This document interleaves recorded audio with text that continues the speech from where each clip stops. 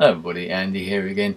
Welcome along to the third album review that I've done. Been meaning to do some more, just for one reason or another, just haven't got around to it. But the perfect opportunity has arisen.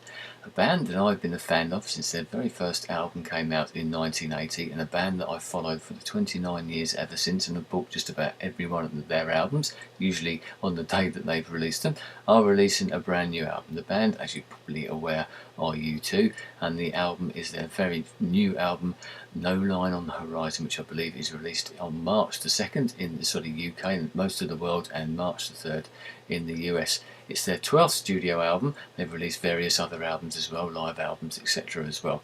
But the 12th studio album, and there's been a wide progression, one of those sort of bands that sort of are still going for this length of time. Obviously they've been together for sort of 30 odd years, the same members in the band, no changes in the lineup. Yes, they brought other people in to help them production wise, but once again there's a lot of family element with them. The same sort of producers come and go. We're back to the sort of Daniel Lanois and Brian Eno production. Last album was basically Steve Lillywhite. He's involved in this one, and there's always bits and pieces, so there's a real family thing going on. But a band that sort of reinvent themselves every so often, and a lot of the publicity about this album so far, because there has been a lot of publicity, whether it's because a record company are worried that they need to get this out there and need to sort of create some publicity, but the band seem to have been put out there doing lots and lots of interviews, radio, TV, etc, etc, and lots of press, etc, as you may well have seen as well. So lots of pre-publicity, and a lot of that publicity seems to be centering around, especially from the reviews and some of the things that people have been saying outside of the band, maybe more than the actual band themselves, about that this was going to be a radical departure, a bit like Achtung Baby when that came out in the sort of early 90s, how much of a departure that was in some ways from what had just gone before, more of a traditional rock band, especially with the Joshua Tree and certainly with the Rattle and Hum and that, although they were doing a bit of experimenting there with the sort of American influence, and then they moved to Berlin and we had the influence there. With this album's been recorded in Fez in Morocco, so once again it's got that sort of feel to it, as Achtung Baby had that sort of that slight African feel, I suppose, in places. New York, Dublin, London, so they record all over the place. So when you first listen to this album, it's available on the internet, that's how I've heard it. Listened to it several times now, and the first time I sort of approached it thinking, I wonder what this is going to sound like. Am I going to be shocked? Am I going to like it? I'll admit that the first listening to the album, I really liked the first half of the album, and then I thought that it tailed out. But like a lot of albums, especially U2 albums, and the last few albums of theirs, especially, I think, they do tend to take a few listens to get into them. What is the album like? I really enjoy it. I think that the nearest album that it sort of comes next to probably is the Achtung Baby album. Whether it's as good as that, I probably think it isn't. But it's a bit like lots of other, it's a cross, I think, between lots of the other albums, so it isn't such a radical departure, I don't think. You've got sort of classic rock songs on there, you've got one particular song, and I have to refer to my notes, a track called White as Snow, which is basically just acoustic guitar, and it's got some horn and that sort of stuff in it, which comes in later on. And the first time I heard that is towards the end of the album. I'll admit, I wasn't very keen on that particular track, maybe because it was a little bit of a departure, something that's a little bit different. But the more I've heard of it, the more I've liked the song. The very last track on the album, a track called Cedars of Lebanon, is another one that's a slight departure and maybe sort of a bit different, where Bono's sort of taking a different attitude, a different approach to his lyric writing, and it's basically a spoken word. It's more like a poem, I suppose, a war correspondent sort of reporting back, writing in a diary, shall I say, about his experiences in Lebanon and just recording them. So something a bit different, and the music's a bit different. There's a classic sort of Brian Eno and Daniel Lanois running right the way throughout the album. It's one of those things, you cut it open and they'd have their names in there. But the Steve Lillywhite is in there. As I said, a bit of everything. You can hear echoes of the last album as well, All That You Can't Leave Behind. All the sort of recent How to Dismantle an Atomic Bomb, I think, is definitely bits of that in there as well. Right back to the Joshua Tree, there's elements of that as well. One thing that I did notice, that the third track on this particular album is a track called Moment of Surrender, and it's very similar to the third track on some of the other albums that have happened recently. The track 1 was on Action Baby is the third track. Sometimes You Can't Make It On Your Own on one of the other albums, and also the Joshua Tree have With or Without You as the third track. And Moment to Surrender is going to be, it's quite a fairly long track, but it's one of those tracks that's going to be one that people are going to sing along to. It's the one of the album, if you know what I mean in that respect. And there's several sort of sing-along moments in there. One thing I did notice that there's lots of oohs and ahs as sort of choruses as putting in the words, and that sort of really sort of get people to sort of sing along.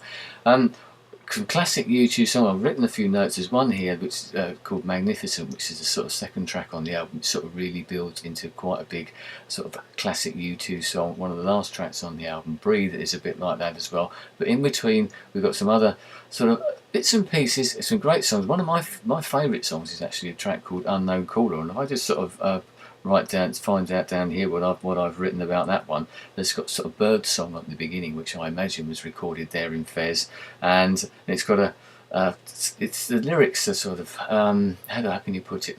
Sort of technological terms. There's things like I've written there: force quit, move to trash, and reboot yourself, and this sort of stuff. And it's got a great sort of instrumental outro, which sort of starts sort of 3/4 of the way through the song and just sort of carries on. And a great one, and quite, I think, going to be a real big live favourite, partly because of the sort of the throwaway sort of lyrics, the force quit, the reboot, words that everybody knows, words that people can relate to, sort of technological, and they flash them up on the screen, I'm sure, and things like that will come out. The track after that, I'll Go Crazy If I Don't Go Crazy Tonight, another one of those, great title. It's got one of my favourite lines and one of the ones that sort of come out. The lyrics on this album have been talked about a lot because of the way that, as I said, Bono's approached them slightly differently, writing in the third person a lot of the time rather than the first person. But I think this is him down to a T. It says, the right to ridiculous is something that I hold dear. And maybe he's having a go taking the mickey out of himself, and there's other elements of that in the album as well.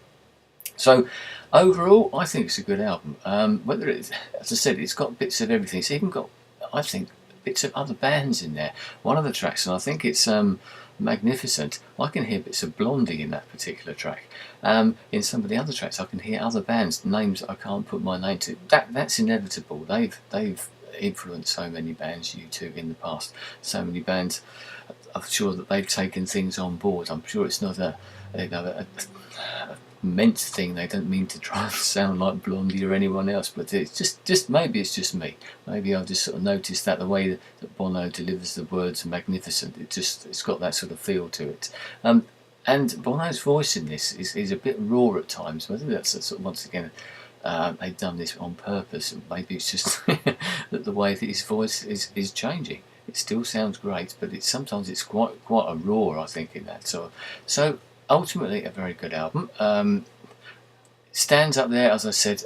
Whether it's not as good, I don't think, as sort of Achtung Baby, the sort of Joshua Tree, and even one of the ones, All That You Can't Leave. And sorry, How to Dismantle an Atomic Bomb, which is more of a rocky album with sort of Steve Lillywhite one. That's one of my favourite albums of theirs. Maybe because it's a rock one, it's more straight ahead. This is a bit, as I said, this is a bit of everything. Even the pop album, I heard echoes of Discotheque, well, sort of track that a lot of the band probably don't like. I heard echoes of that in one of the particular tracks as well. So a bit of everything for everybody, I suppose. If you like U2, you'll like this. If you don't like U2, whether it will get you as a convert, I doubt it. You probably would have been listening to them now if you were interested in them. I don't hear too many singles on there. One thing I have noticed with this album is that the killer, that in the last few albums, the first track on the album has been a real killer, whether it be sort of Beautiful Day, Vertigo, that type of thing as well. But this album hasn't really got it. The title track is a good track, and I've actually heard a better remix, I think. And so maybe that won't get that sort of that pumpy sort of thing that gets people there. Whether there's the real singles on the album, Get On Your Boots is a good track. It's a great sort of punchy song, as I said. But whether it's the album's going to release lots of different singles, and as I said, whether it sort of get lots of people out there, because I think this is an album that a lot of people put in a lot of store on, because music needs a boost. I remember when Coldplay's album Vida came out last year.